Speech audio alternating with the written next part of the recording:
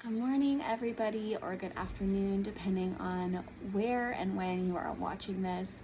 I just wanted to say, first of all, that Kathy is not with us today because there was a death in her community, in the AFE community. So we just want to send our love, our prayers, and our positive vibes over to that family and that community. As you heal from this, as you process and grieve, know that our hearts are with you. So today our question is about PTSD triggers, and it's such a great one. It's a really big question, a really broad question, so I'm going to do my best to give you some practical tips today. So how do we deal, right? How do we cope when we have some triggers that come up for us?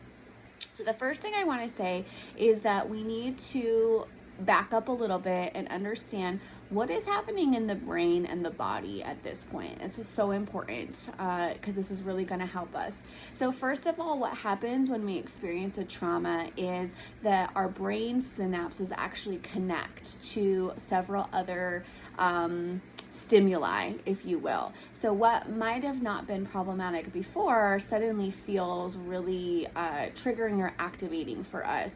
So a really silly example would be like a red shirt, right?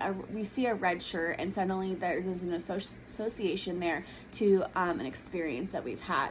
And so our brain will start to go off in our nervous system, alarming us that maybe there is possible danger in this situation. And what's interesting is that our brain in 1 second can take in 11 million pieces of information unconsciously and consciously. We then filter through that and cognitively think about between 7 and 30 bits of that information. What this means is that our brain is filing away a lot more than we could ever realize. So sometimes our triggers are activating stimuli is very obvious. Sometimes it doesn't make any sense. It feels like it doesn't make any sense to us on a cognitive level. And this is because our brain stored something that we have not cognitively thought about. So what we need to do first in a situation like this is address the body, because what is happening is not on necessarily a cognitive level, although we are thinking about it.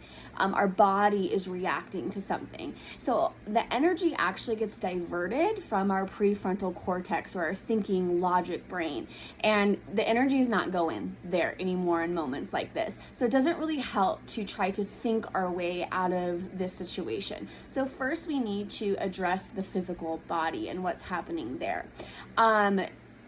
So we want to also look at our response. What is the response we're having here? I'm looking at my notes because I will get so sidetracked. I could talk about this all day. So we have kind of 4 big buckets of options here: fight, flight, freeze, or fawn.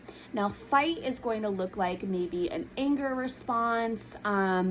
Maybe it will look like entitlement, like I can't believe this is happening. It might look like control. It might look like lashing out. These are all fight responses. For a flight response, we're looking for more of a fear, anxiety, panic, a need for perfectionism.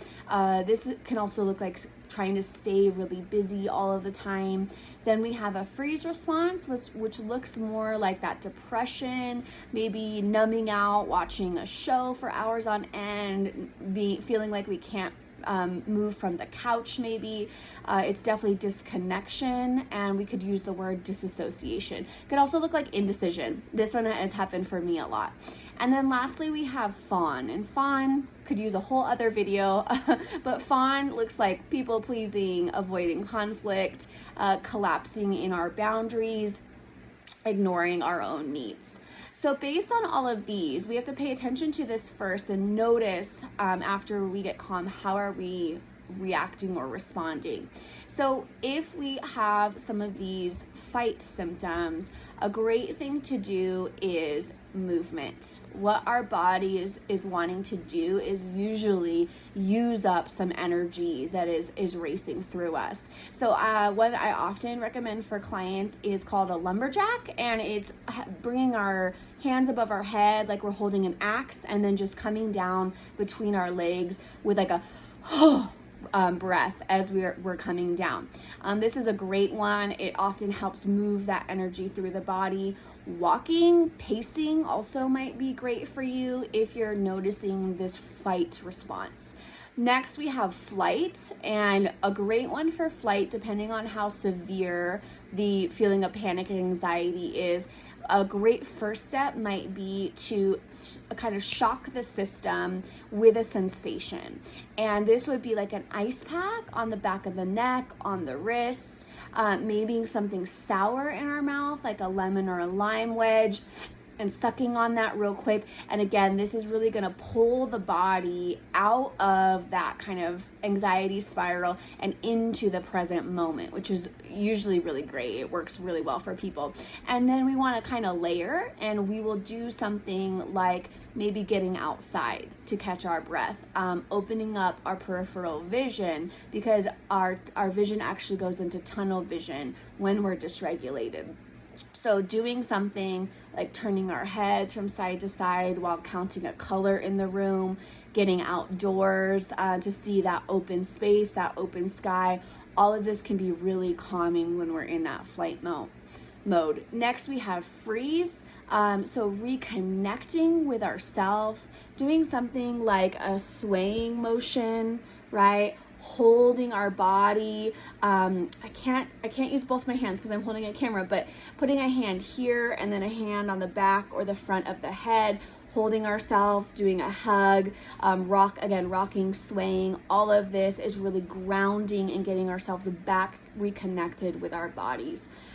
And last one is fawn, and again, this is a little more complicated, but some basic tips for fawn are taking a break, right? Usually fawn is happening or can happen when we're in relationship with someone. So taking a moment, pausing from the conversation or from the interaction and saying, I'm noticing I need a minute, and going and excusing ourselves to reconnect, calm ourselves down before re-engaging, and also trying to notice what is coming up in this moment without judgment.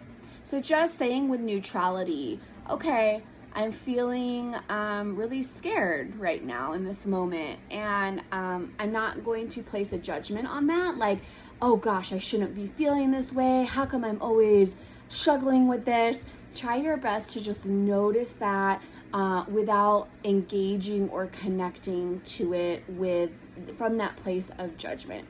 So I hope that feels helpful for you today, and I hope that offered you some insights into some options of what to do when you're really experiencing those types of PTSD symptoms kind of bubbling up to the surface. Have a great day, everybody. Bye-bye.